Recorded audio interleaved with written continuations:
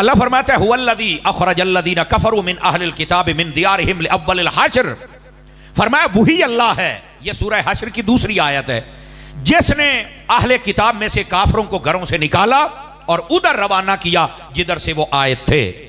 یہ آیت طیبہ جو یہودیوں کی مکمل سازش اور ان کی جلا وطنی، اس کے احکام کو بیان کر رہی ہے۔ آپ کو پتہ ہے غزہ کے اندر اسرائیل اور اس کی جو یہودی مداخلت کر رہے ہیں وہ کتنا ظلم و ستم ہے۔ تو قرآن کی اس آیت سے آپ سمجھے کہ اصل یہ کون ہے، یہ کیا بلائیں ہیں جو آج تک ان کے اوپر مسلط ہیں، اور ہمارے ملک پاکستان نے ان کو تسلیم کیوں نہیں کیا اور مسلمان اس کو تسلیم کیوں نہیں کر رہے؟ آخر وجہ کیا ہے؟ وجہ یہ ہے، آپ کو یہ پس منظر سمجھنا ہوگا۔ حضرت موسیٰ علیہ السلام کا زمانہ تھا، آپ نے اپنی قوم کو بھیجا قوم عمالقہ سے لڑنے کے لیے۔ یہ جو قوم عمالقہ تھی بڑی شریر قوم تھی، تو آپ نے اپنی قوم جو قوم یہود تھی اسے کہا کہ ان کے ساتھ جنگ کر کے آؤ، اور ایک بات کہی، فرمایا کسی ایک کو بھی زندہ نہیں چھوڑنا ہے۔ یہ سارے گئے جنگ کرنے کے لیے، اور اس وقت قوم عمالقہ، یہ مکہ اور مدینہ، یہ سارا حجاز اور یہ مدینہ کا ارد گرد خیبر بدر یہاں تک یہ پھیلے ہوئے تھے، یاد رکھ لیجئے، اور یہیں پر آ کر وہ لوٹ مار بھی کیا کرتے تھے۔ تو کہا کہ ان کو ذرا قتل و غارت کر دی جائے، برباد کر دیا جائے قوم عمالقہ کو، تاکہ یہ آ کر دوبارہ نقصان نہ پہنچا سکے۔ یہ جو قوم یہود ہے یہ ملک شام سے چلے یہاں پر آئے، اور انہوں نے آ کر قوم عمالقہ سے جنگ کی۔ حضرت موسیٰ علیہ السلام نے کہا تھا سب کو قتل کرنا، کسی ایک کو بھی باقی نہیں چھوڑنا۔ تو ہوا کیا کہ انہوں نے ایک بچے کو چھوڑ دیا، وہ بڑا خوبصورت تھا، باقی سب کو قتل کر دیا۔ جب یہ واپس ملک شام میں پہنچے تو حضرت موسیٰ علیہ السلام کا انتقال ہو چکا تھا۔ آپ نے اپنی قوم سے یہ کہا تھا کہ اگر وہ واپس آئیں، میرے حکم کے مطابق آئیں تو یہاں رہنے دینا، ورنہ یہودیوں کو یہاں رہنے نہیں دینا۔ آپ نے جو اپنے متبعین وہاں تھے ان کو یہ کہا۔ اب یہ جب یہودی حضرت موسیٰ کے ماننے والا یہ گروہ جب وہاں پہنچا تو انہوں نے کہا بتاؤ بھی کیا بنا؟ کہتے ہیں قوم عمالقہ کو ہم نے مار ڈالا ہے، لیکن ایک بچہ ہے بڑا خوبصورت ہے، ہم نے اس کو کچھ نہیں کہا۔ تو حضرت موسیٰ علیہ السلام کے جتنے وہاں پر نائبین تھے ان سب نے کہا کہ تم نے حضرت موسیٰ علیہ السلام کی مخالفت کی ہے، اور انہوں نے ہمیں حکم دیا ہے کہ اگر میرے حکم کی مخالفت کر کے آئیں تو ان کو یہاں رہنے کی اجازت نہیں ہے۔ قوم یہود کی سب سے بڑی بدماشی یہ ہے کہ یہ اللہ کے نبیوں کے حکم کی نافرمانی کرتے ہیں، سب سے بڑا ان کا فتنہ یہ ہے۔ اچھا، ان کو وہاں سے نکال دیا گیا، حالانکہ بظاہر یہ باقی سب کو مار کے گئے تھے، ایک کو چھوڑا تھا، لیکن جب رسول کی بات آ جائے تو ایک کو کیوں چھوڑیں؟ جب حکم ہے تو سب کو قتل کرو۔ یہ قوم یہود کو وہاں سے نکال لیا، وہاں سے ان کو گھر بار چھین لیے گئے اور ان کو بے گھر کر کے وہاں سے بھگا دیا گیا۔ اور کہاں بھگایا؟ یہ جہاں حجاز میں آ کر انہوں نے قوم عمالقہ کو برباد کیا تھا، اسی علاقے میں آ کر یہ آباد ہو گئے۔ اب ذرا غور سے سنیے، یہ پس منظر کی بات ہے، اس بات کو ذرا سمجھیے آپ حضرات۔ اہل علم کو بتائے، عوام الناس کا یہ آج پہلی مرتبہ سنیں گے کہ ان کی ہسٹری کیا ہے یہودیوں کی۔ یہ دوبارہ یہاں کر آباد ہو گئے، ان کو وہاں سے بھگا دیا گیا اور بے گھر کر دیا گیا۔ سلسلہ گزرتا رہا، حضرت عیسیٰ علیہ السلام آئے، ان کا وقت بھی گزر گیا۔ نبی پاک علیہ السلام 560 سال کے بعد آئے حضرت عیسیٰ علیہ السلام۔ یہ نسل در نسل یہاں آباد تھے، مدینہ اس کے گرد و نواح میں اور مکہ اور اس کے گرد و نواح کے اندر، لیکن زیادہ یہ مدینہ کے گرد و نواح میں تھے۔ اور ان کے تھے 3 قبیلے۔ کتنے قبیلے تھے؟ ایک قبیلے کا نام تھا بنو نذیر، دوسرے کا نام تھا قریظہ، تیسرے کا نام تھا قینقاع۔ یہ 3 قبیلے ہیں۔ اب ان میں سے جو بڑا قبیلہ تھا وہ بنو نذیر تھا، اس کی بڑی شاخیں تھی۔ اب جب نبی پاک علیہ السلام مکہ میں جلوہ گر ہوئے، آپ نے اعلان نبوت فرمایا 40 سالوں کے بعد، 13 سال مکے میں رہنے کے بعد نبی پاک نے ہجرت فرمائی تو آپ آگے مدینہ طیبہ میں۔ یہ یہودی جو تھے یہ سارے مل کر نبی پاک علیہ السلام کے پاس آئے اور آپ سے بات چیت کی۔ ان کے چند ایک بندے تو مان گیا، کلمہ پڑھ لیا، باقیوں نے نہیں پڑھا۔ نہیں جی ہم آزمائیں گے، دیکھیں گے یہ وہ نبی ہے یا نہیں ہے۔ حالانکہ ان کی کتابوں میں لکھا ہوا تھا آخر الزمان سچا نبی آئے گا، یہ نشانیاں، اور وہ ساری کی ساری مصطفیٰ جان رحمت میں نشانیاں پائی جاتی تھی، لیکن یہ مانے نہیں۔ اب ہوا کیا؟ جب جنگ بدر ہوئی، غور سے سننے والی بات ہے، توجہ میری طرف رہے، جب جنگ بدر ہوئی نا تو مسلمان فتح پا گئے، یہودی سارے اکٹھے ہو کے بیٹھے، انہوں نے کہا بتاؤ بھی یہ نبی سچا ہے یا نہیں ہے؟ تو یہودی سارے جو ان کے عالم تھے وہ بولے کہ یہ نبی سچا ہے۔ کہا کیوں؟ کہنے لگے ہماری کتابوں میں لکھا ہوا ہے کہ یہ نبی اگر بغیر تیاری کے بھی جائے تو اللہ ان کو فتح عطا فرما دے گا۔ اگرچہ بدر میں تیاری نہیں تھی، لیکن یہ دیکھو یہ نبی یہ جنگ جیت گئے ہیں، لہذا یہ سچے نبی ہیں۔ اب یہ بات ان کے ذہنوں میں تھی، لیکن وہ یہودی تھے، انہوں نے کہا نہیں جی ہم اور بھی آزمائیں گے، توجہ میری طرف بیٹے، توجہ میری طرف، کہا ہم آزمائیں گے۔ حالانکہ ایک نقطہ ان کے سامنے آ گیا، نبی پاک کی شخصیت آ گئی۔ آقا کریم علیہ السلام کے 2 سالہ جو جنگ بدر 2 سال بعد ہوئی تھی، تو یہ 2 سالہ زندگی بھی بظاہر آ گئی، لیکن پھر نہیں مانے، کہتے ہم نے آزمانا ہے۔ اب ہوا کیا، نبی پاک نے یہودیوں کو بلایا، آپ نے فرمایا دیکھو یا تو کلمہ پڑھ لو، نہیں تو ہمارے ساتھ معاہدہ کر لو اور یہاں رہ لو، تم ہمارے ساتھ لڑائی جھگڑا اور مداخلت نہیں کر سکتے ہو۔ انہوں نے معاہدہ کر لیا کہ ٹھیک ہے ہم آپ کے ساتھ ہیں، ہم آپ کو کچھ نہیں کہیں گے، آپ ہمیں کچھ نہ کہیں۔ فرمایا ٹھیک ہے۔ ان کے بڑے 2 سردار تھے، ایک کا نام تھا ہوئی بن اخطب اور دوسرے کا نام تھا کعب بن اشرف یہودی، یہ 2 بڑے سردار تھے۔ اور میں نے آپ کو بتایا یہودیوں کی طبیعت میں خیانت ہے، نافرمانی ہے، بدماشی ہے اور کمینگی ہے، یہ ان کی طبیعت کے اندر ہے۔ اب ہوا کیا کہ جب جنگ بدر ہوئی اور یہ سوچ بچار میں پڑ گیا کہ یہ سچا نبی ہے یا نہیں ہے، جبکہ سچے ہیں، سمجھ آ رہی نا؟ انہوں نے کہا نہیں جی ہم نے آزمانا ہے۔ اب ہوا کیا، موقع آ گیا جنگ احد کا۔ جنگ احد کے اندر آپ کو پتا ہے کہ ڈبل رخ بن گیا نا، کہ پہلے اللہ تعالیٰ نے مسلمانوں کو فتح عطا فرمائی اور بعد میں آزمائش بھی ہوئی، شکست نہیں۔ جملہ سمجھنے کی کوشش کریں، شکست نہیں، آزمائش ہوئی کہ جب وہ تیر انداز 50 جو تھے وہ جب آ گئے تو کافروں نے پلٹ کر حملہ کیا اور بظاہر بڑا نقصان ہو گیا۔ اب یہودی پھر مل کے بیٹھے، بتاؤ یہ سچا نبی ہے یا نہیں ہے؟ تو ان میں سے کئیوں کو موقع مل گیا، انہوں نے کہا نہیں یہ سچا ہوں تو جیتنے جاندہ اے جنگ تے ہار گئے نے۔ حالانکہ مسئلہ اور تھا، اب سمجھ رہے ہیں نا، آزمائش آ گئی۔ اور انہوں نے کیا کیا، راتوں رات کعب بن اشرف یہودی جو تھا یہاں سے نکلا 40 بندے لے کے اور مکے میں چلا گیا، اور چل کے کہتا ہے میں آپ کو یقین دہانی کراتا ہوں کہ میں آپ کے ساتھ ہوں، میری یہودی قوم آپ کے ساتھ ہے اور ہم نے مسلمانوں کے نبی سے معاہدہ توڑ دیا ہے، تو ہم دوبارہ تیاری کرو، ہم مدینے والوں پر حملہ کریں گے۔ یہ بات اللہ تعالیٰ نے نبی پاک کو وحی کے ذریعے بتا دی۔ نبی پاک کو جب پتا چلا تو آپ نے حضرت صفوان کو بلایا۔ یہ حضرت صفوان کون ہے؟ یہ کعب بن اشرف یہودی کے رضائی بھائی تھے، ایک ہی دائی کا دودھ کعب بن اشرف یہودی نے بھی پیا تھا اور حضرت صفوان نے بھی پیا تھا۔ اور یہ عرب کا کلچر تھا کہ ایک دائی کا دودھ کئی بندے پیتے تھے اور بعد کے اندر وہ آپس میں بھائی بھائی سمجھتے تھے اپنے آپ کو۔ توجہ ہے حضرات، موبائل سے نکل کے میرے بیٹے بات سنیے ذرا، آپ کو فائدہ ہوگا، یہ بڑی معلوماتی بات آپ کی خدمت میں عرض کر رہا ہوں۔ اب نبی پاک نے حضرت صفوان کو بلایا جنہوں نے کلمہ پڑھ لیا تھا، لیکن یہ دودھ شریک بھائی تھے اس کعب بن اشرف یہودی کے، جو مکے میں گیا مدینے سے اور اس وعدے کو توڑنے کا یقین دلا کے آیا۔ نبی پاک نے فرمایا اللہ نے مجھے بتا دیا کعب بن اشرف یہودی نے یہ کمینگی کی ہے، یہ جہاں بھی ملے جس حالت میں ملے اور جیسے ہو قتل کر کے اس کا سر میرے پاس لے کے آؤ۔ یہودیوں کا علاج ہی لتر ہے، یہ یاد رکھ لیجئے، بس ان کا دوسرا علاج نہیں ہے، یہ بڑی گندی قوم ہے، یہ یاد رکھ لیجئے۔ اب نا یہ حضرت صفوان نے کہا جی ٹھیک ہے، حضرت صفوان نے کعب بن اشرف یہودی جب واپس ہے نا مکے سے، کہنے لگے وہ میری کھجوراں نے تو انہاں دی تقسیم کاری کرنی ہے تو میرے نال چل، کہندا میں تھکیاں سویرے جاواں گا، انہیں کہا نہیں آج ہی جانا ہے۔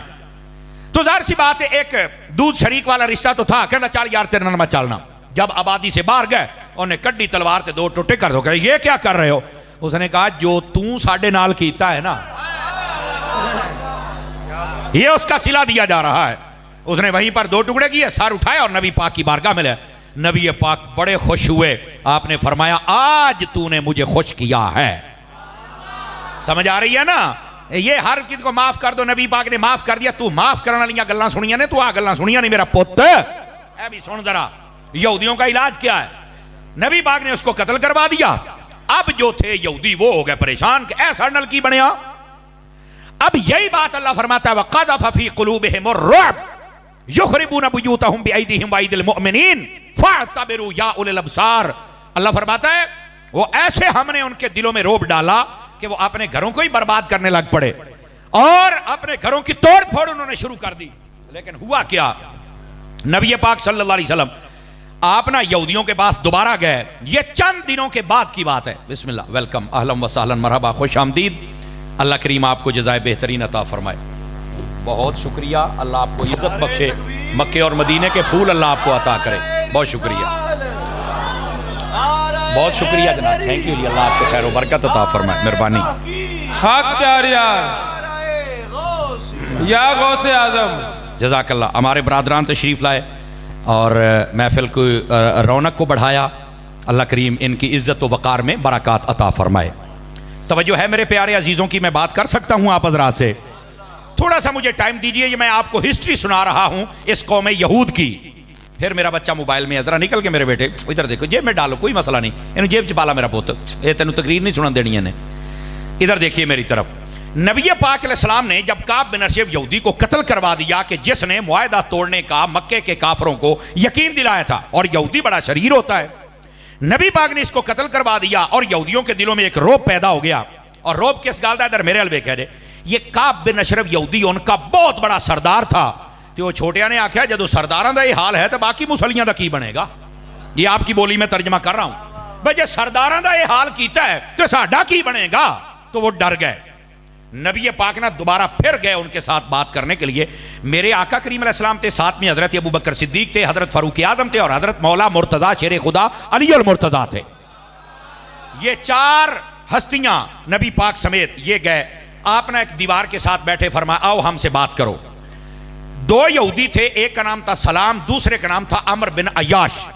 یہ جو عمر بن عیاش تھا، اس نے کہا یار آج مسلمانوں کا نبی ہمارے ہتھے چڑھ گیا ہے معاذ اللہ، تو میں اوپر سے پتھر پھینکتا ہوں، ان کا کام ہی تمام ہو جائے گا. استغفر اللہ ثم استغفر اللہ. جو سلام تھا، توجہ ہے میری طرف آپ حضرات کی، اس نے کہا یہ کام نہ کرنا، یہ سچا نبی ہے اور وحی کے ذریعے ان کو پتا چل جائے گا اور پھر تمہیں ذلت اور رسوائی کا منہ دیکھنا پڑے گا. لیکن یہودی بڑا شرارتی ہوتا ہے، یہ میں بتا رہا ہوں، ان کی طبیعت میں شرارت ہے، ان کی طبیعت کے اندر فرعونیت ہے، ان کی طبیعت میں نافرمانی ہے، ان کی طبیعت میں خیانت ہے، شروع سے ہے. اب یہ نبی پاک کے زمانے کی بات میں آپ کو سنا رہا ہوں. آقا کریم علیہ السلام پر جب پتھر پھینکنے لگا تو اللہ نے پھر محبوب پاک علیہ السلام کو بتلا دیا جبرائیل کے ذریعے کہ یہ ارادہ رکھتے آپ محبوب یہاں سے چلے جائیں. میرے نبی نے کیا کیا؟ آپ فوراً اٹھے، آپ نے فرمایا میری ایک حاجت ہے، میں وہ پوری کرنے جا رہا ہوں. یہ نہیں کہا کہ جا رہا ہوں تو پھر آؤں گا، چونکہ یہ بھی نبوت کے خلاف ہے، وعدہ کریں اور پورا نہ کریں. توجہ ہے، آپ نے فرمایا میری ایک حاجت ہے، میں ذرا پوری کر لوں. انہوں نے کہا ٹھیک ہے آپ پوری کر لیں. نبی پاک اٹھے اور دیکھتے ہی دیکھتے آپ نظروں سے غائب ہو گئے.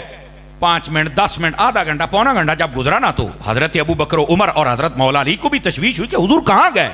آپ اٹھے اور کہا تلاش کرو ہمارے آقا، کہیں تو میں نے تکلیف تو نہیں دی ہمارے نبی کو. ایک مسافر آ رہا تو اسے پوچھا آپ نے ہمارے نبی کو دیکھا؟ فرمایا تو مدینے پہنچ بھی گئے. صحابہ کرام سمجھ گئے کہ کوئی مسئلہ ہے.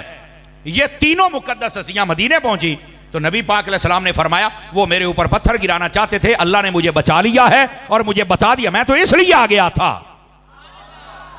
اب سنیے اس کا کیا جواب دیا. کعب بن اشرف یہودی نے جو حرکت کی اس کا بدلہ قتل تھا. اب اس کا بدلہ کیا تھا؟ اللہ فرماتا ہے هو الذی اخرج الذین کفروا من اہل الکتاب من دیارہم لاول الحشر. اس کے بعد حکم یہ آیا، نبی پاک علیہ السلام نے فرمایا 3 دن ہے یہودیوں تمہارے پاس، جلا وطن ہو جاؤ، تم یہاں پر نہیں رہ سکتے. کیوں کہ تم میرا قتل کرنا چاہتے ہو؟ فرمایا میرے بدلے میں پوری دنیا کو بھی مار دیا جائے تو میرے قتل کا حق ادا نہیں ہو سکتا ہے. نبی پاک کی شان اتنی بڑی ہے اور تم میرے ساتھ یہ سازش کر رہے ہو. تو میں امت مسلمہ کو یہ کہنا چاہتا ہوں کہ جو یہودی تمہارے نبی کو قتل کرنے کا منصوبہ بنا سکتے ہیں، غزہ ان کے سامنے کیا چیز ہے؟ یہ تو ہمیں سمجھنا ہوگا کہ ان کی شرارت کا جواب کیا ہے. ان کی شرارت کا پہلا جواب ہے قتل اور دوسرا جواب ہے جلا وطن. اور یاد رکھیں علماء تفسیر نے لکھا یہودیوں کو جب سے موسیٰ علیہ السلام نے نکالا تب سے لے کر آج تک یہ اپنے گھر نہیں بنا سکے، یہ جلا وطن ہی رہے. یہ اسرائیل کو ہم کیوں نہیں تسلیم کر رہے؟ اس کی وجہ یہ ہے یہ قبضہ گروپ ہے. یہ کون ہے؟ قبضہ گروپ ہے. اس لیے تو مسلمان تسلیم نہیں کرتے. یہ جن ملکوں نے تسلیم کیا نا، عرب کے چند ملکوں نے، ان کے مفادات ہیں. یہ تو پتہ لگے گا نا جس دن ان کے اوپر بمب گرا پھر نہ چیکنا بھی ہائے پاکستان آوے تو سانو بچاوے. تو میں کیا غزہ والوں بچاؤں دے تو ساریاں بچاؤنا سی. اور یہ ہمیں غیرت کرنی چاہیے مسلم حکمرانوں کو اور مسلمان عوام کو سمجھنا چاہیے کہ یہ اصل وجہ کیا. یہ اپنی نافرمانی اور بدماشی اور کمینیوں کی وجہ سے تب سے لے کر آج تک بے گھر ہیں. اور اللہ نے قرآن میں کیا فرمایا؟ یہ سورہ بقرہ پڑھ کے دیکھیں. اللہ فرماتا ہے ضربت علیہم الذلۃ والمسکنہ. توجہ ہے میری طرف آپ حضرات کی. اللہ فرماتا ہے ہم نے یہودیوں پر ہمیشہ کے لیے ذلت کو مسلط کر دیا ہے. یہ ہمیشہ دنیا میں ذلیل ہوتے رہیں گے. اور ان کے اوپر ہم نے مسکینی کو ثابت کر دیا ہے. یہ مسکین رہیں گے. مسکین کا کیا مطلب ہوتا ہے؟ جس کا اپنا گھر نہیں ہوتا. تو اب آپ کہیں گے کہ یہ تو پھر اسرائیل ایک پورا ملک بنا کے بیٹھے ہوئے ہیں. تو میں نے کہا ملک انہوں نے بنایا ہے لیکن کفر کی طاقت اور ملی بھگت کے ساتھ مسلمان قبول تو نہیں نہ کر رہے. اور یہ بظاہر ایک طاقتور ملک ہے، لیکن یقین رکھیے جس دن جنگ لگے گی منٹ نہیں لگے گا، چونکہ پورا اسرائیل یہ ہمارے فیصل آباد سے بھی چھوٹا ہے، یہ آپ کے علم میں ہونا چاہیے. اور اسرائیل کی آبادی 80 لاکھ ہے، 80 لاکھ سے زیادہ نہیں ہے. اور ہمارے جتنے 57 اسلامی ممالک ہیں، اگر ان کی فوج کو اکٹھا کیا جائے تو ان کی فوج 1 کروڑ پلس ہے. سمجھ آ رہی ہے میری بات کی؟ اور ان میں کئی ملک ایٹمی طاقت ہے جس میں سر فہرست پاکستان کا نام آتا ہے.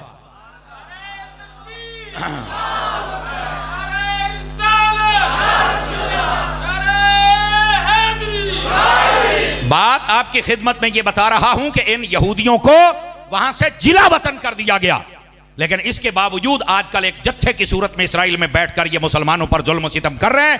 چونکہ ان کو پتا ہے، قرآن نے کہہ دیا کہ ہمارے اوپر ذلت ہے تو ہم نے ساری زندگی ذلیل ہونا ہے. یہ کبھی یہودی عزت پا سکتا؟ یہ بظاہر جو ایک ملک بنا کے بیٹھا ہے، چند ملک کہتے ہیں کہ اسرائیل ملک ہے، ہم نہیں کہتے. پاکستانی پاسپورٹ کے اوپر لکھا ہوا ہے یہ پاسپورٹ پوری دنیا کے کسی ملک کے لیے کار آمد ہے، لیکن اسرائیل کے لیے نہیں، چونکہ اسرائیل ملک ہی نہیں ہے. سمجھ آ رہی ہے آپ حضرات کو؟ میرے عزیز، چونکہ یہ ایک قبضہ کیا گیا اس زمین کے اوپر، اور اس قبضے کو پھر انہوں نے آہستہ آہستہ اپنے گھر میں اور ملک میں تبدیل کر لیا. اللہ نے قرآن میں کہا یہ برباد ہوں گے. لکھ لو میری بات، اسرائیل برباد ہوگا. لکھ لو، آج ہو جائے کل ہو جائے، ہونا ہے. لیکن ابھی تک تو ہمارے حکمران یہ بھنگ پی کے سوئے ہوئے ہیں. پتہ نہیں یہ انگریزوں کے کتے نہلانے والے ہمارے اوپر کب سے مسلط ہو گئے، جن کو اصل پتہ ہی نہیں ہے کہ ہم نے کرنا کیا ہے. ارے ان کے تو پیسے باہر ہیں نا، ان کے کاروبار ان کے ملکوں میں، ان کے بچے پڑھ رہے ہیں، انہاں رشتہ داریاں کیتیاں نے. ان کو کیا پتا کہ ہم نے آنکھوں میں آنکھیں کیسے ڈالنی ہے. یہاں کوئی صلاح الدین ایوبی جیسا ہے، ٹیپو سلطان جیسا ہے، سلطان محمود غزنوی جیسا ہے، یا کم از کم بابا جی خادم حسین رضوی جیسا ہے.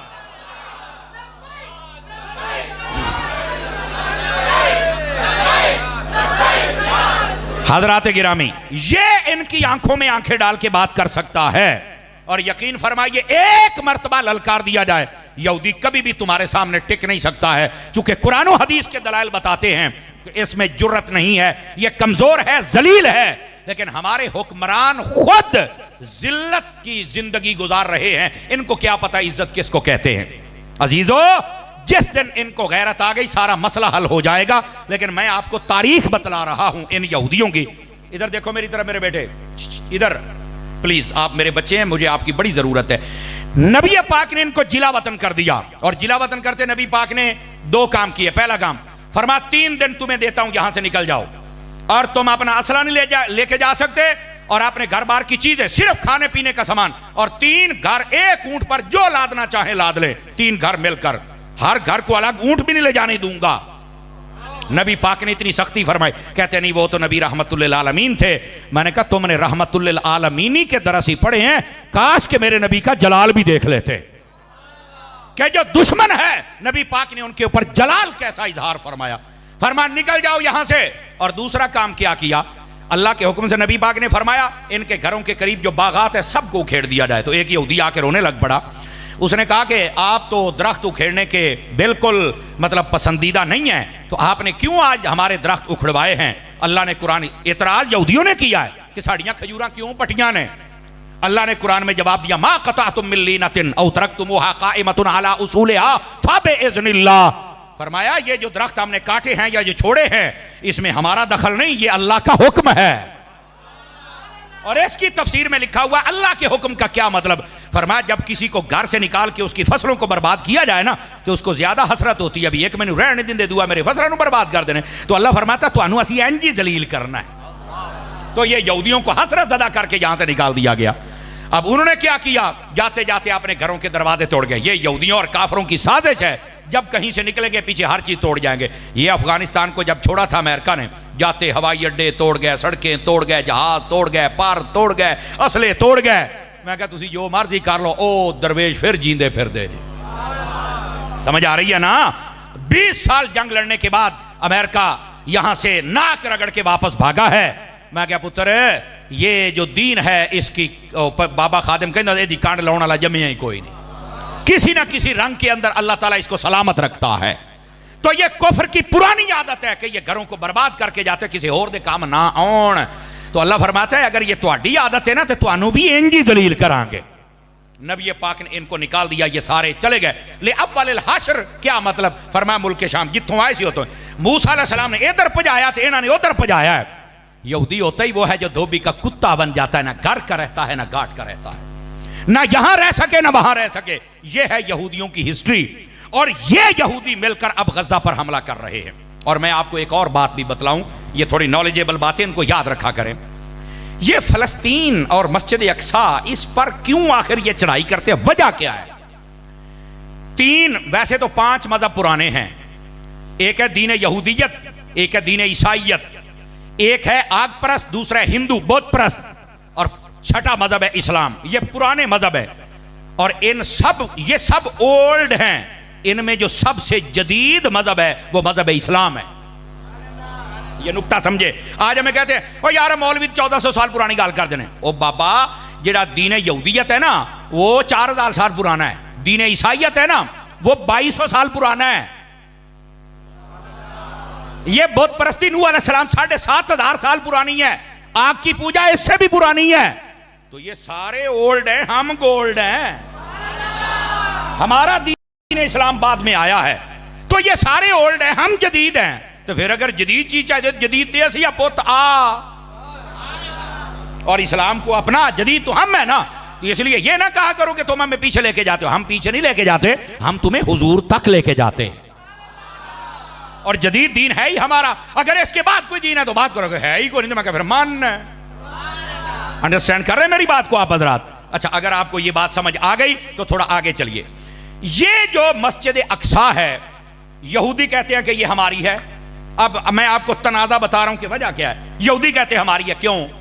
وہ کہتے ہیں کہ حضرت موسیٰ علیہ السلام یہاں آئے تھے, یہاں رہے تھے, اور یہاں سے کائنات کا آغاز ہوا تھا, ابتدا ہوئی تھی, اور ہمارے جو نبی موسیٰ علیہ السلام تھے وہ اس جاگیر کے مالک ہے, لہذا یہ ہماری ہے.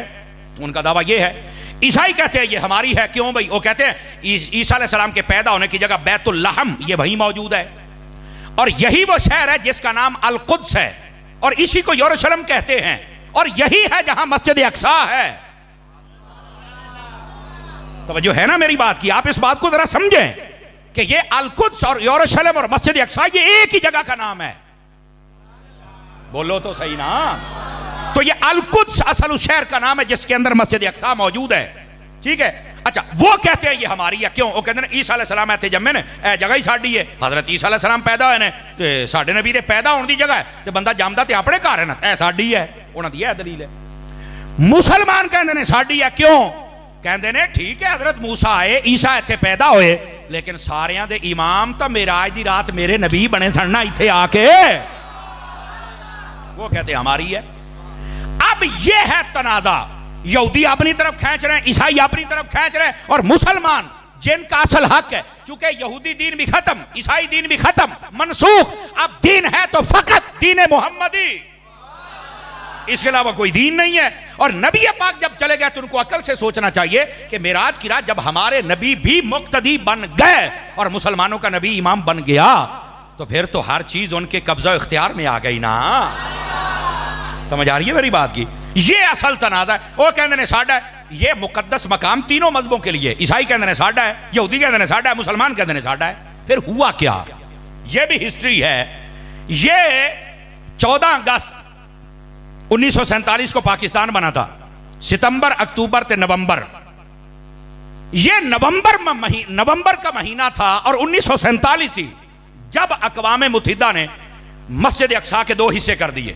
جیسے یہ مسجد اقصیٰ ہے, اس کے 2 وچاڑے چماری کند, اگلا مشرق والا حصہ دے دیتا یہودیاں نو, بھئی اے تسی لے لو, پچھلا حصہ دے دیتا مسلماناں نو. اب یہ میں آپ کو بتا رہا ہوں کہ اصل اے مسئلہ بنیا کتوں ہے. باقی پورے شہر کو انہوں نے گرا, مسجد اقصیٰ کو ابھی کچھ نہیں کہا. آج تم ویڈیو دیکھ رہے ہو نا کہ گر گئی مسجد, نہیں گری, بالکل سلامت ہے, ایڈی چھیتی نہیں جے ڈگنی, کیونکہ وہ یہودی کہندے نے کہ ساڈی اونوں ٹھون تے پھر مار دینے. ادھا حصہ مسلماناں دا کول ہے, تے مسلماناں بھی نہیں ٹھونی, مسلمان تے پہلے مسجد نہیں ٹھوندا, بچاوندا ہے. اب یہ اصل کشمکش ہے.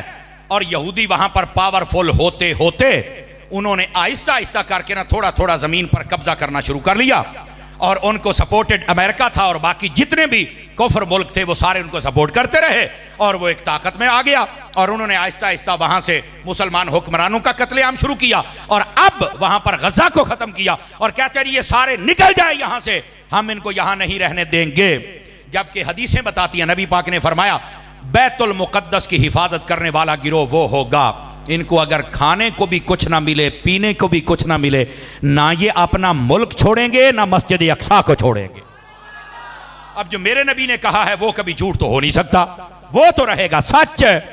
اور یہی وجہ ہے کہ مسلمان وہاں پر ہر روز سینکڑوں کی تعداد میں شہید ہو رہے ہیں، لیکن وہاں کی عورتوں اور بچوں کو بھی سلام ہے کہ وہ مسجد اقصیٰ کو خالی چھوڑ کر نہیں جا رہے، چونکہ ان کی حفاظت کرنا یہ بشارت میرے مصطفیٰ نے عطا فرمائی ہے، اس لیے وہ مسلمانوں پر ظلم و ستم کر رہے ہیں۔ چاہیے تو یہ تھا کہ سب سے پہلے سعودی عرب سٹینڈ لیتا، پاکستان سٹینڈ لیتا، لیکن سعودی عرب نو اپنی پئی ہے، پاکستان نو اپنی پئی ہے، ایسا ہی ہے نا جی۔ ان حکمرانوں کو چاہیے، تمہارے اوپر نظریں ہیں پوری دنیا کی اور تم پوری دنیا پر راج کر سکتے ہو، لیکن تم آپس داخلی انتشار میں بہت زیادہ، کوئی ہے سیاسی پارٹی نو جیل اج تک نکلوتا ہے، کوئی اینو تو نکلوتا ہے، کوئی اینو، وہ اللہ دیو بدیو کیڑے یب نو پے گئے ہو، کیڑی مصیبت نو پے گئے ہو، اور تانوں ہویا کی ہے یار، کیا مصیبتیں ہو تم یار؟ خدا کا خوف کرو، اس پاکستان کے آپسی اختلافات سے نکل کر تم نے تو پوری دنیا کے اندر نکل کر اور پوری دنیا کی کمانڈیں کرنی تھی اور تم آ کے آپس میں لڑائی جھگڑا تم نے شروع کر دیا ہوا ہے۔ اور دیکھو جب بندے آپس میں لڑتے ہیں نا، ادھر دیکھو میری طرف، تو پھر کفر پتہ کیسے فائدہ اٹھاتا ہے۔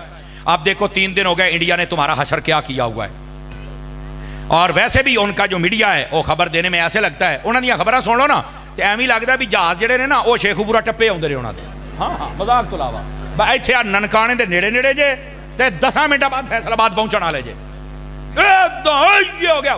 میں نے کہا یہ ایک الگ مسئلہ ہے، کفر میں اتنی طاقت نہیں ہوتی، مسلمان کے ساتھ اتنی جلدی پنگا نہیں لیتا، لیکن وہ آہستہ آہستہ کر کے ایک ایک بندے کو مارتا ہے، جیسے غزہ فلسطین میں کیا، اور ویسے دوسری طرف اعلان کر دیا کہ ہم تمہارا پانی بند کر دیں گے۔ دیکھیں پانی بند کرنا تو ہمارے آرمی چیف نے کہا اس کا مطلب یہ ہے کہ یہ جنگ ہے اور اسی تو دساں گے تسی پانی کیویں بند کیتا ہے، اور امید یہ ہے کہ ہماری فوج، ہماری دعا اور ہمارے جذبات ان کے ساتھ ہیں، اسی پانی کھلواواں گے۔ لیکن مینوں انڈیا دی سمجھ نہیں آؤندی بھی پینا تے تسی گاں دا پیشاب ہے تے پانی کادے واسطے بند کیتا جے؟ اسی طرح نا جی مما کو گل تے دسو نا یار، وہ پینا تو تسی پھر گاں دا پیشاب ہے اور پانی بند کر دیو کینا دا جینا زمزم پینا ہے۔ ان کے ساتھ ایسا رویہ نہ رکھو، تو انہوں سمجھ نہیں ہونے تو انہوں ہویا کی ہے۔ اور یہ پہلگام کے اندر ایک ڈرامہ رچایا، کتنے سیاہ مر گئے ہیں، حال حال بات۔ پاکستان نے اچھا جواب دیا، انہوں نے کہا کہ فضائی سرحد بند ہے، کوئی توڑا جہاز ساڑھے اتر ننگ سکتا، اچھی بات ہے۔ اور دوسرا انہوں نے بھی کہا 48 گھنٹے نے سارے انڈین نکل جاؤ ایتھوا سی توڑا بندہ کو نہیں رکھنا، اچھی بات ہے۔ اور ساتھ میں بارڈر انہوں نے کہا تسی بات ایسی بھی بند کیتا سی کو چوڑیاں نہیں پائیاں۔ اور ہمارے آرمی چیف صاحب نے یہ بھی کہا ہے، انہوں نے کہا جداں دا تسی حملہ کرو گے انشاءاللہ او دے تو تکڑا جواب آئے گا۔ اور یہاں پر پہلی تو بات ہے عالمی دنیا کو سمجھنا چاہیے کہ یہ اگر جنگ لگ گئی تو یہ ایک ایٹمی جنگ ہوگی، یاد رکھو بچے گا کوئی بھی نہیں، ٹھیک ہے؟ پہلی تو بات ہے دانش مندی سے کام لیں، اور دوسری بات یہ ہے کہ یہ جھوٹا پروپیگنڈا ہے، اس سے بچیں۔ اور تیسری بات یہ ہے ہمارے حکمرانوں کو ادھر دیکھو، ہمارے صحافیوں کو، ہمارے مذہبی بندوں کو، ہمارے تاجروں کو، ہمارے سیاستدانوں کو، ہماری اس فوج کو سوچنا پڑے گا کہ آخر یہ سارے ہم پر حملہ آور کیوں ہو رہے ہیں؟ کہیں ہم آپس میں اختلاف تو نہیں زیادہ کر بیٹھے؟ آپس کے اختلافات کو ختم کرو، صحافتی طور پر، تجارتی طور پر، سیاسی طور پر جتنے اختلافات ہیں تلخیاں کم کرو، مذہبی طور پر جتنے اختلافات ہیں کم کرو، مہربانی کرو، ختم کرو، اور سارے ایک پیج پر جمع ہو جاؤ، انہیں بتاؤ ہم مسلمانوں کی بھی حفاظت کرنا جانتے ہیں اور اپنے ملک وطن عزیز کی بھی حفاظت کرنا جانتے ہیں۔ سمجھ آ رہی ہے حضرات کہ کوئی نہیں آپ کو؟ تو اس واسطے جب مسلمان آپس میں اپنی سیٹوں کی طرف دیکھتا ہے تو پھر کفر ان پر حملہ آور ہوتا ہے، لیکن اللہ کی رحمت کے ساتھ ہماری فوج ایک طاقتور فوج ہے، اور یہی بات ہے جن کی فوج طاقتور ہوتی ہے ان پر کفر جلدی حملہ نہیں کر سکتا۔ اسی واسطے 3 دن ہو گئے ہیں، انڈیا کی ہمت نہیں، لیکن انہیں اوچھے ہتھ کنڈے ضرور استعمال کیے، لیکن میری دعا ہے اللہ تعالیٰ میرے ملک کی حفاظت فرمائے۔ ظاہری سبب فوج ہے، اللہ ہماری فوج کو طاقت اور ہمت عطا فرمائے، اور فوج کو بھی ہم یہ کہتے ہیں کہ جدو بندیاں دی لوڑ پوے تو پھر دسیا جے یا رسول اللہ کہنا لے اپڑ آؤں گے انشاءاللہ۔ اور تیسری بات میں نے جو کہی ہے بار بار دہرا رہا ہوں، ہمارے سیاسی طور پر، مذہبی طور پر، صحافتی طور پر یہ جتنے اختلافات ہیں ان کو ختم کرنا ہوگا۔ ہم اتنا آپس میں الجھ گئے کہ دیکھ لو دشمن ہمیں آنکھیں نکالنے لگ پڑا۔ میں نے ایک ویڈیو دیکھی چھوٹی سی، اس کے اندر نا دو بارہ سنگ تھے، وہ آپس میں لڑ رہے تھے اور پیچھے سے شیر آیا، اس نے حملہ کیا اور دونوں کو مار ڈالا۔ نیچے تحریر لکھنے والا لکھتا ہے، اس نے کہا جب بندہ اپنوں سے لڑتا ہے تو دشمن یوں فائدہ اٹھاتا ہے۔ اپنوں سے لڑنا بند کیجئے۔ آپ جتنے گھروں میں ہیں اپنے بھائیوں سے مت لڑا کریں۔ جب آپ بھائی آپس میں لڑتے ہیں نا، اپنی برادری، جب آپ برادری سے لڑتے ہیں، اپنے شہر سے نہ لڑیں۔ جب آپ شہر سے لڑتے ہیں تو پھر دشمن آپ کا وہ حشر کرتا ہے کہ آپ نے سوچا کبھی نہیں ہوتا۔ اپنے بھائیوں کے ساتھ رہیں، اپنے محلے والوں کے ساتھ رہیں اور اپنے شہر والوں کے ساتھ رہیں۔ یہ آج کل جو نوجوان ہیں نا چور چھکر، نویں نویں سیاستدان، اللہ دا نام جے تھوڑا پیچھے ہٹو، اے سیانے بندیاں دے نال بیٹھ کے انہاں دے کول سیکھو کہ تم نے ایک دوسرے کی عزت کیسے کرنی ہے، قدر کیسے کرنی ہے، کام کیسے کرنا ہے۔ چھوٹیاں چھوٹیاں گلاں تے اگلے دے نال مخالفت پا کے بیٹھ جاندے ہو۔ مہربانی فرماؤ، اپنے حال پر بھی مہربانی کرو اور باقی مسلمانوں کے حال پر بھی مہربانی فرماؤ۔ سمجھ آ رہی ہے؟ کوئی نہیں آ رہی؟ یہ ہمارا فریضہ ہے میری جان، ہم جو ممبر پہ بیٹھ کے ادا کر رہے ہیں کہ تلخیاں کم کرو، اختلافات کم کرو، جھگڑے کم کرو، تاکہ دشمن تمہارے سے فائدہ نہ اٹھا سکے۔ اور جب تم ایک مضبوط افراد بن جاؤ گے تم بھی ترقی کر جاؤ گے اور تمہارا ملک بھی ترقی کر جائے گا۔ ٹھیک ہے، یہ دو باتیں آپ کو سمجھانا مقصود تھی۔ اب آ جائیے ذرا تیسری بات کی جانب۔ تھکے تو نہیں ہیں آپ حضرات؟ انشاءاللہ 12 گھڑیوں پہ بجیں گے، منہوں پہ نہیں بجنے دیں گے انشاءاللہ۔ اس سے پہلے آپ کی جان چھوڑ دی جائے گی، لیکن اتنی دیر تک آپ مجھے ٹائم دیجئے تاکہ فقیر آپ کی خدمت میں بات عرض کرے۔ یہ ہے زمینی حقائق غزہ کے اعتبار سے اور یہ انڈیا اور پاکستان کے حوالے سے، یہ زمینی حقائق ہیں۔ اب آ جائیے تھوڑا اگلی بات، ایسے معاملات ہوتے کیوں ہیں؟ یاد رکھیے قرآن و حدیث کا مطالعہ کر لیں۔ ایسے معاملات تب آتے ہیں جب بندہ قرآن و سنت کا راستہ چھوڑتا ہے۔ میرے بیٹے باتیں بند کریں گے؟ بیٹے دوبارہ میں پھر گزارش پیش کر رہا ہوں، میرے بچوں آپ کی ہمیں بہت ضرورت ہے۔ ادھر دیکھیں میرے بیٹے، پلیز، آپ ہماری فوج ہیں تے تسی ساڈی پنیری ہو، تہاڈی مینوں بڑی لوڑ ہے تے نبی پاک بھی بڑی بچیاں نال شفقت کردے سن تے تسی شفقت کرواؤ یار، مہربانی کرو، ہیں اللہ آپ کو خوش رکھے۔ ذرا توجہ میری طرف رکھیں۔ تیسری بات یہ ہے، ایسے موقع تب آتے ہیں جب بندہ اپنی من مرضیاں کرتا ہے اور قرآن و سنت کا راستہ چھوڑ دیتا ہے۔ خدا را ہم نیچے سے کام شروع کریں، ہونا تو چاہیے اوپر سے کام شروع ہو، لیکن اوپر والے جو بھنگ پی کے ستے نے تو چلو تھلے والے آپ جاگ جانے ہیں۔ ہمیں چاہیے کہ ہم اپنے معاملات کو اللہ رسول کے حکم کے مطابق بجا لائیں۔ کیا میں امید کروں کہ یہ معاملہ ہو سکتا ہے؟ اگر ہم اپنے تائیں کوشش کریں تو ہمارے بہت سارے معاملات میں خرابیاں، خرافات اور جتنے رسم و رواج ختم ہو جائیں گے۔ جب ختم ہو جائیں گے تو ہمارے جتنے اوپر آنے والے عذاب منڈلا رہے ہیں اللہ کی رحمت کے ساتھ یہ ویسے ختم ہو جائیں گے۔ حدیث شریف میں ہے، توجہ میری طرف رکھیے گا، اللہ تعالیٰ عذاب کو بھیجتا ہے کہ جاؤ فلاں شہر کو نیست و نابود کر کے آؤ۔ عذاب اللہ بھیجتا ہے، عذاب ذرا غور سے سنیے گا۔ وہ عذاب آتا ہے اور بغیر تباہی مچائے واپس چلا جاتا ہے۔ تو اللہ رب العزت باوجود اس کے کہ ہر چیز کا علم رکھتا ہے، میرا رب پوچھتا ہے میں نے تو تمہیں بھیجا تھا کہ ان سب کو برباد کر کے، تو ویسے ہی واپس آ گیا، حالانکہ میرے اللہ کو سب پتا ہے۔ تو وہ عذاب کہتا ہے باری تعالیٰ میں گیا تھا، میرا ارادہ تھا کہ میں ان سب کو برباد کر دوں، لیکن مسجد میں بیٹھ کر ایک بندہ تیرا ذکر کر رہا تھا، دوسرا تجھے سجدہ کر رہا تھا اور تیسرا تجھ سے دعا کر رہا تھا۔ یہ ایسے بندوں کو جب میں نے دیکھا ہے تو میرا ارادہ بدل گیا کہ ان کو عذاب کیسے دوں جو تیرا ذکر کر رہے، جو تیری اطاعت اور فرما برداری میں مصروف ہیں۔ یعنی ایک بندہ اگر مصروف ہو تو سب سے عذاب ٹل جاتا ہے، اور اگر باقی سارے بھی مصروف ہو جائیں۔ اچھا ایک طرف یہ ہے، اب دوسری طرف سنیے گا، حدیث شریف میں ہے، فرمایا کئی پہلے یعنی قوم بنی اسرائیل اور اس سے پہلے جتنی قومیں آئی ہیں ان کی بستیاں جب برباد ہونے لگی نا، توجہ میری طرف ادھر دیکھیے، فرمایا اس وقت کیا ہوتا تھا، فرشتے جب عذاب دینے آتے نا تو کئی فرشتے واپس چلے جاتے۔ اللہ فرماتا ان کو برباد کیوں نہیں؟ یا اللہ فلاں بندہ نیک ہے، فرمایا نہیں اس کا گھر پہلے برباد کرو۔ کہا کیوں؟ فرمایا وہ اتنی برائیاں دیکھ کر بھی خاموش بیٹھا ہوا ہے۔ میرے بھائی اگر اللہ کی رحمت ایک ذکر والے سے عذاب کو دور کر کے تمہیں بچا سکتی ہے، اور اگر کوئی برائیوں پر نہ بولے اور برائیوں کو اچھا سمجھنے لگ جائے اور چپ ہو جائے اور یہ کہے جینا جتھے لگا ہے لگا ہی رہے، اس وقت اللہ کا عذاب آتا ہے اور سب سے پہلے نیکوں کو برباد کرتا ہے، باقیوں کی تباہی بعد میں ہوتی ہے۔ اللہ کے بندو اپنے اندر یہ جرت پیدا کرو کہ اچھائی کو اچھائی کہو، برائی کو برائی کہو، کبھی تو ایسا کام آ جائے کہ نبی پاک کی ایک حدیث پہ عمل ہو جائے. میرے آقا کریم نے فرمایا صلی اللہ علیہ وآلہ وسلم، آپ فرماتے ہیں جب کوئی برا کام دیکھو تو سب سے پہلے فرمایا اپنی زبان سے روکو. زبان سے نہیں روکتے، ہاتھ سے روکو. ہاتھ سے نہیں روک سکتے، دل سے تو برا جانو نا.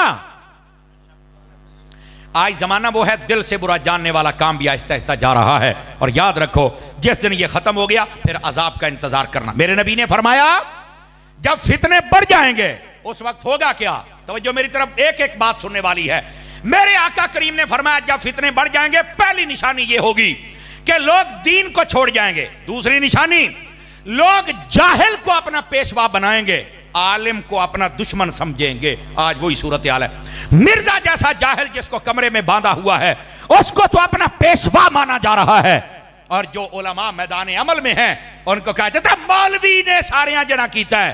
نہیں، مولوی ہی ہے جو تیرا ایمان بچا رہا ہے، مولوی ہی ہے جس نے مسجد آباد کی ہے، مولوی ہی ہے جو 5 وقت کی اذان دیتا ہے. بلکہ مسلم شریف کی حدیث ہے، نبی کریم علیہ السلام نے ارشاد فرمایا لا تسب الدیک فإنہ یوقظ للصلاۃ. فرمایا کبھی مرغ ککڑ ہوندا نا، ککڑ تہجد ٹائم کدی بانگ دے نا تو فرمایا اس کی آواز کو برا نہ سمجھنا، اس کو گالی نہ دینا. کیوں؟ فرمایا یہ تمہیں نماز کے لیے جگاتا ہے. اس کی شرح کے اندر علماء لکھتے ہیں اور لوگوں یہ تمہارے لیے سبق ہے، اگر کوئی بندہ مرغ اذان دے تو اس کو برا نہیں کہہ سکتا، تو جو عالم 5 وقت اذان دیتا ہے ان کو برا کیسے کہہ سکتے ہو؟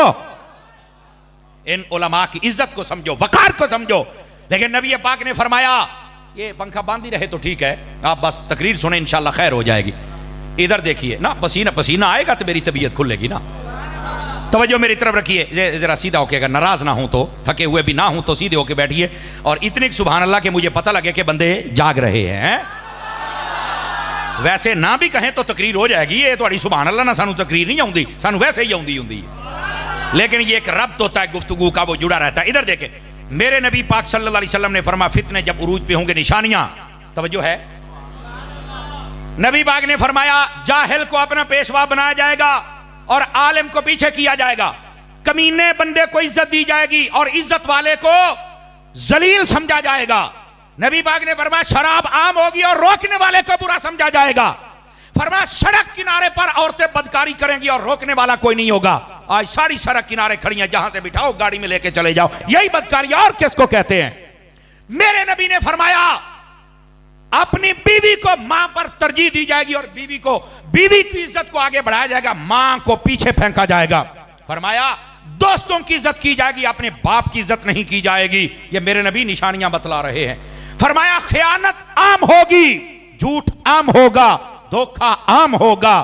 اور فرمایا اس وقت ایک اور مسئلہ، ناچ گانے والیاں بھی عام ہوں گی، جہاں چاہو تم ناچ گانا ان کا دیکھ سکتے ہو. آج یہ حالات تمہارے سامنے ہے اور ہمارے کئی لوگوں نے ماحول ایسا بنا دیا، محفل کرنی ہو تو اجازت لینی پڑتی ہے سیکورٹی کی، اور اگر کنجر نچوانے ہوں تو کوئی اجازت نہیں ہے، سارے کنجر کھڑے ہو کے دیکھنے شروع کر دیتے ہیں. معذرت کے ساتھ کوئی جملہ سخت ہو تو مجھے معاف کر دینا.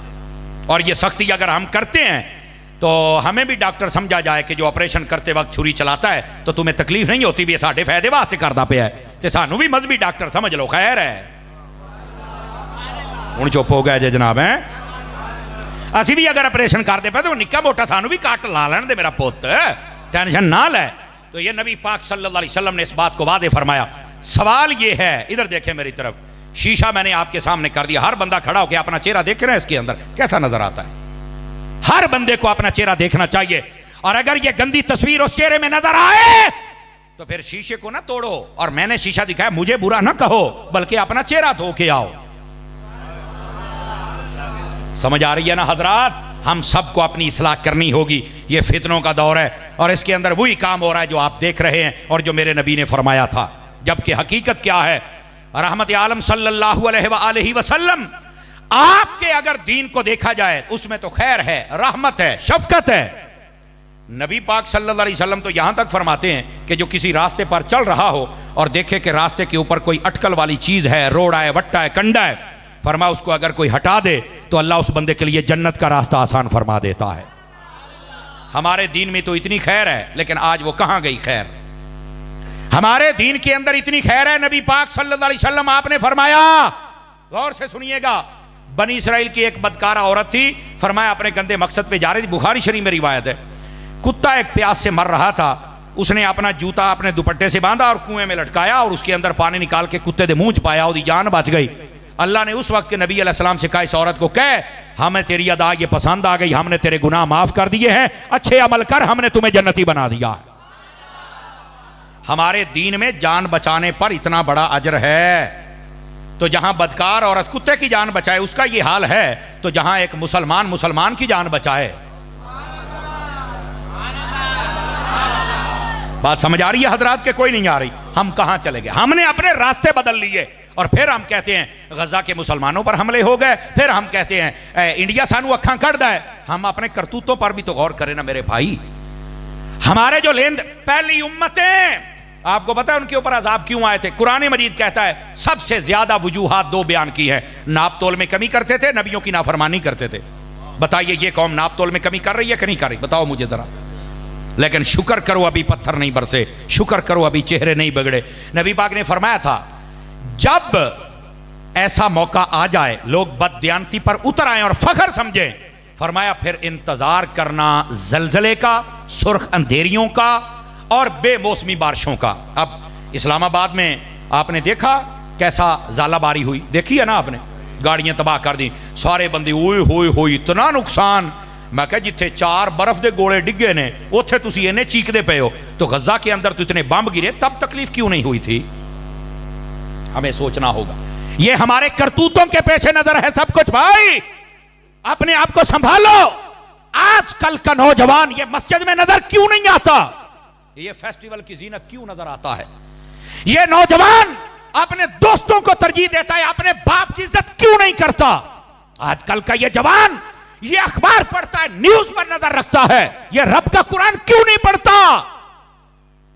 مجھے پتا ہے ہو سکتا ہے آپ کا ارادہ نہ ہو یہ تقریر سننے کا, پر میرا ارادہ یہی تقریر کرنے کا ہے تاکہ سبق ملے, ہمارا ضمیر جاگے, اور ہم جس کرسی پر بیٹھتے ہیں اس کا فریضہ ادا کرنا بہت مشکل ہے. آپ دعا کریں یہ ہماری طرف سے ادا ہو جائے. اپنے آپ کو سنبھالو. نبی پاک صلی اللہ علیہ وسلم, آپ کی احادیث پڑھو, نبی پاک نے فرمایا وہ جوان جو جوانی میں توبہ کرتا ہے اللہ رب العزت قیامت والے دن عرش کا سایہ عطا کر دیتا ہے. وہ بندہ جس کا دل مسجد میں لگ جاتا ہے اللہ قیامت والے دن عرش کا سایہ عطا کرتا ہے. وہ بندہ جو عادل حکمران بن جائے, فیصلہ صحیح کرے, اللہ قیامت والے دن عرش کا سایہ عطا کرتا ہے. فرمایا وہ بندہ جس کو کسی عورت نے کہا میرے ساتھ منہ کالا کر, اور اس نے کہا میں نہیں کر سکتا, فرمایا اللہ تعالیٰ اس کو قیامت والے دن اپنے عرش کا سایہ عطا فرمائے گا. یہ میرا رب فرما رہا ہے, یہ حدیث ہے, یہ میرے نبی نے ارشاد فرمایا ہے. آج ہمارے معاشرے کو ان چیزوں کی ضرورت ہے. نبی پاک علیہ السلام نے فرمایا, بخاری شریف میں حدیث ہے, غور سے سنیے گا, مصیبتیں ٹالنی ہے نا تو اپنے کردار کو بدلنا پڑے گا. بخاری شریف میں حدیث ہے, رحمت عالم علیہ السلام فرماتے ہیں بنی اسرائیل کے 3 بندے جا رہے تھے اور پہاڑی سفر تھا, اندھیری آ گئی, بارش آ گئی, شدید طوفان چلا, وہ ایک غار میں بیٹھے, اوپر سے پتھر گرا اور غار کا دروازہ بند ہو گیا. یہ حدیث ہے, یہ گپ نہیں ہے. ویسے یہ 5ویں کی کتاب میں بھی یہ مضمون تھا کسی وقت, پتہ نہیں اب ہے یا نہیں ہے. تو یہ حدیث ہے بخاری شریف کی, ذرا غور سے سنیے سارے میرے دوست, میرے احباب. فرمایا کہ انہوں نے بڑا دھکا لگایا لیکن وہ بالکل کامیاب نہ ہوئے اور وہ راستہ نہ کھلوا سکے, نہ کھول سکے.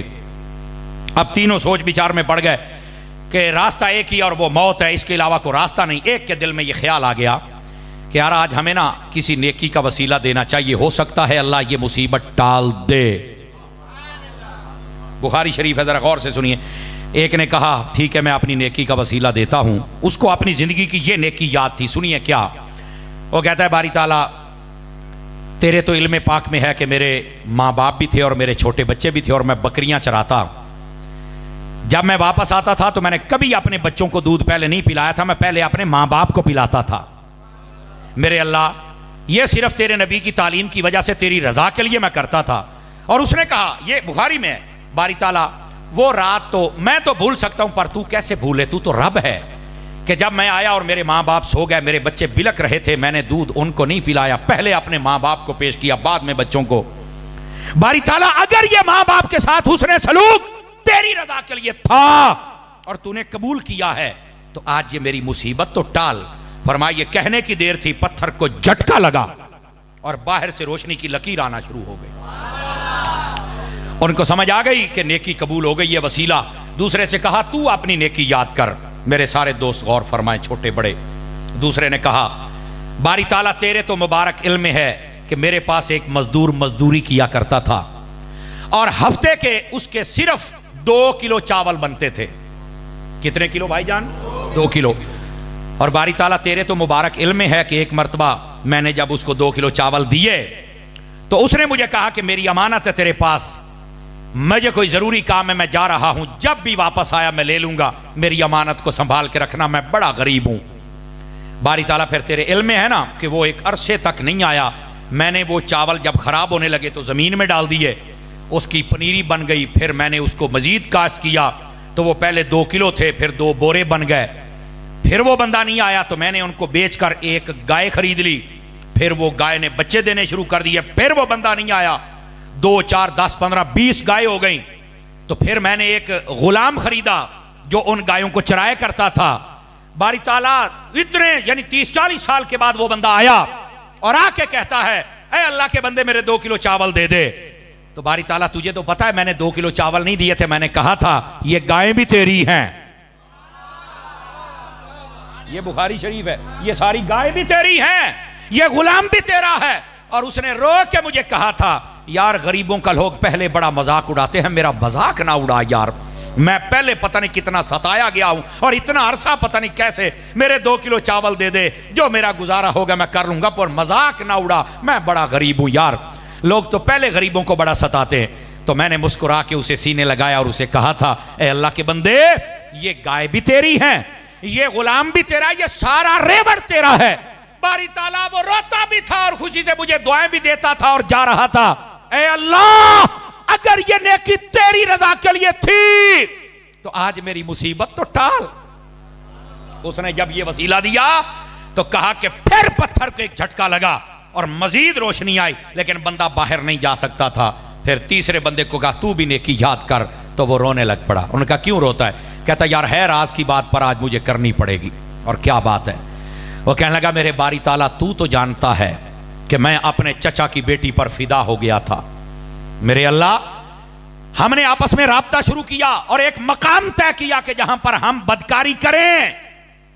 اے اللہ ہم وہاں پہنچے اور وہاں پر قریب تھا کہ ہم یہ کالک اپنے منہ پہ مل لیتے, لیکن اس عورت کے منہ سے نکلا کہ ہمیں رب سے ڈرنا چاہیے. باری تعالیٰ پھر تجھے پتا ہے نا کہ میرے جسم پر کپ کپی تاری ہو گئی, نہ میں نے کچھ کیا نہ اس نے, ہم توبہ کرتے بھاگ نکلے. باری تعالیٰ اگر یہ نیکی تیرے ڈر سے تھی, تیری رضا کے لیے تھی, تو آج یہ مصیبت تو ٹال. کہا یہ کہنے کی دیر تھی, پتھر کو جھٹکا لگا اور سارے راستے کھل گئے. عزیزو اپنے کردار کو بدلنا پڑے گا. اور علماء نے لکھا ہے جو چاہتا ہے میری رکاوٹیں ہٹ جائیں اس بندے کو چاہیے کم از کم یہ 3 نیکیاں کرے.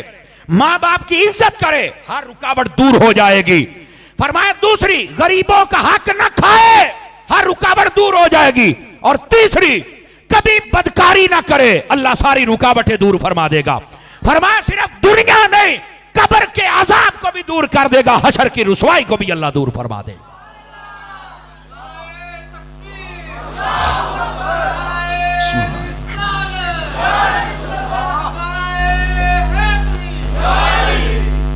میرے عزیز اور پیارے دوست, جب تک ہم اپنا کردار نہیں بدلیں گے, ہم اپنے آپ کو نہیں سنبھالیں گے, اس وقت تک یہ رکاوٹیں ہمارے سامنے آتی رہیں گی.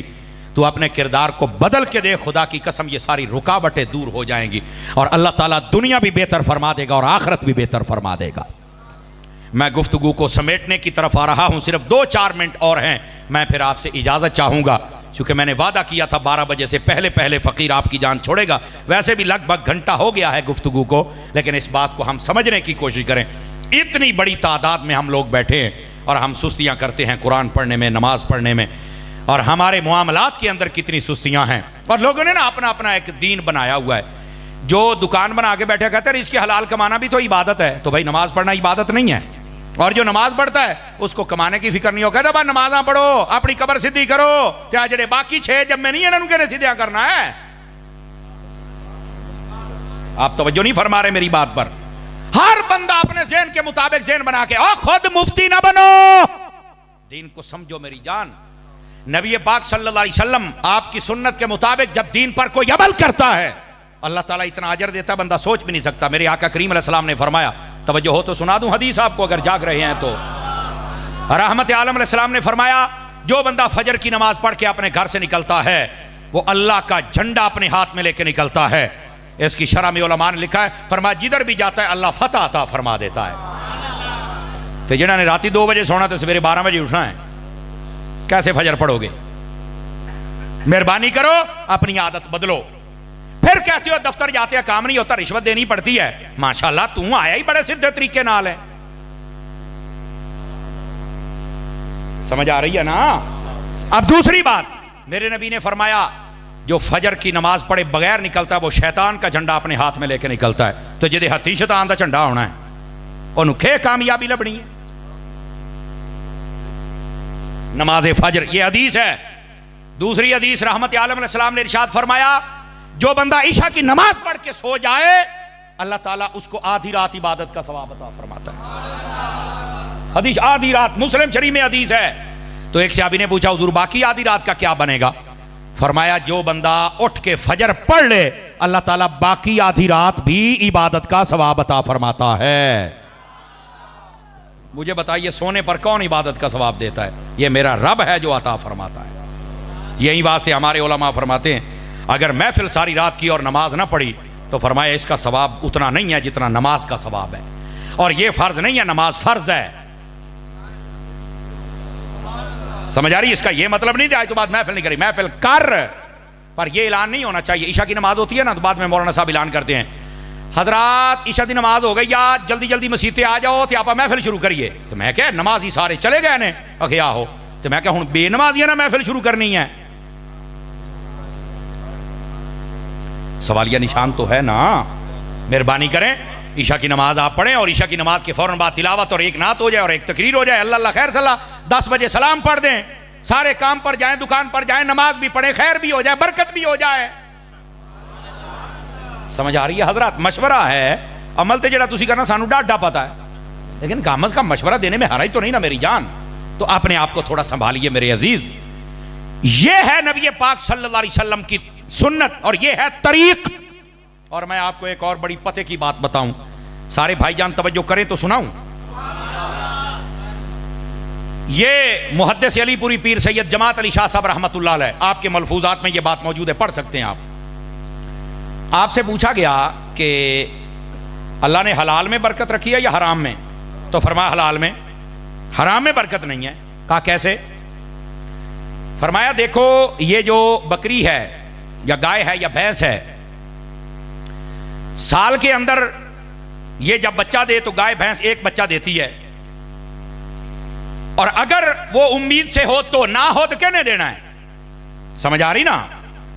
بکری ہوتی ہے تو ایک بچہ ہاتھ دو، ہوں جنی منگائی ہوں 2 والی بکری ہے ہی کوئی نہیں، شاید کوئی ہوئے، ورنہ پہلے بکریاں 4 بچے بھی دیتی تھی۔ یہ بات بھی سمجھے آپ حضرات۔ اچھا اس کے باوجود کہ ان کے پیدا ہونے کی ریشو کم ہے، قربانی پہ یہ حلال ہوتے ہیں، شادی بیاہ تھے، ہوٹلاں تھے، ایسے ہی ہے نا، لیکن اس کے باوجود ان کے ریوڑ نظر آتے ہیں۔ اس کے مقابل آپ بلی دیکھ لیں، کتی دیکھ لیں، اس کے بچے زیادہ ہوتے ہیں، 6 8 10 گلورے، تو 6 مہینے بعد انہیں سونا ہے، لیکن اس کے باوجود آپ کو ریوڑ نہیں نظر آتے۔ حالانکہ ہے یہ بھیانک بات، گھن والی بات ہے، لیکن سمجھانے کے لیے کہنا پڑ رہی ہے مجھے۔ ان کو ذبح کر کے کہیں پر جیسے باقی جانور استعمال ہوتے ہیں ان کے استعمال بھی کوئی نہیں کرتا، نہ یہ ذبح کیے جاتے ہیں، نہ ان کے اور کوئی مصرف ہے، پیدا بھی زیادہ ہوتے ہیں، اجڑ پھر کوئی نہیں۔ کیوں؟ فرمایا برکت حلال میں ہے، حرام میں نہیں ہے۔ پہلی بات۔ اب دوسری بات سنیے گا، ایک بندے نے سوال کیا حضور انہوں برکت لبی کیوں ہے؟ یعنی یہ کتا ہے یا کتی ہے، انہوں برکت کیوں نہیں لبی تو بکری نو کیوں لبی ہے؟ وجہ کیا ہے؟ اب سنیے جواب۔ فرمانے لگے وجہ یہ ہے کتا جو ہوتا ہے نا رات کے پہلے حصے میں جاگتا رہتا ہے، لیکن جب پچھلا پہرا ہے تہجد کے بعد یہ سو جاتا ہے، اور جو بکری ہوتی ہے یہ پہلے پہر میں سو جاتی ہے، تہجد کے وقت اٹھ جاتی ہے۔ کتے کی برکت اس لیے ختم کر دی کہ تہجد کے وقت سو گیا، چنگے ویلے سو گیا ہے، سونے ویلے سو گیا ہے، فرما تیری اسی برکت ہی چک لئیے۔ اور بکری کو برکت اس لیے مل گئی، فرما تہجد ویلے اٹھیے۔ یہ میں نے تمہارے ضمیر کے دروازے پر دستک دے دی ہے، اب کنڈا تم نے خود کھولنا ہے۔ اگر بکری جاگ جائے تہجد کے وقت، حالانکہ انہوں نے مسیحتی ہونا ہے، انہوں نے نماز پڑھنی ہے، لیکن تہجد کا ٹائم برکت ہے، اس میں جاگنے سے اللہ نے اس کو برکت دے دی ہے۔